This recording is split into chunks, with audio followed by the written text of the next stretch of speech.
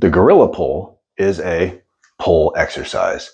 The target muscles are the lats, our back, but it also works the shoulders and the biceps.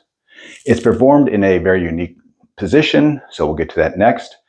And you can use either kettlebells or dumbbells. So for that position, we're going to go really wide with our feet. And at this position, I'm going to push my hips back, really pushing my butt back. I'm trying to touch that wall behind me with my butt. And I'm going to keep my knees over my ankles. A nice straight line from knees to ankles.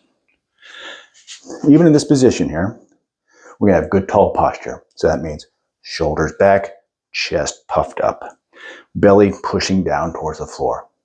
You can probably see why it's called a gorilla pull already. And in this position, you're going to get a nice stretch right here in the hamstrings. That's where the legs are coming in. So we're going to let these weights hang straight down. Make sure the shoulders are back.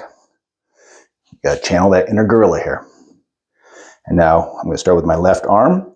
I'm going to drive that elbow back, bringing that weight right about to my rib cage and down. The other side, up and back down. Drive that elbow and back down. For breathing, we're going to inhale at the bottom. So exhale as we pull.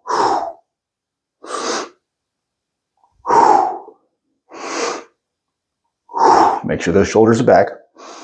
Chest is up. And really tuck that elbow into the body. We don't want that elbow flaring out to the side here. We don't want it out here. We want those elbows tucked in, like you're trying to push it towards the middle of your back.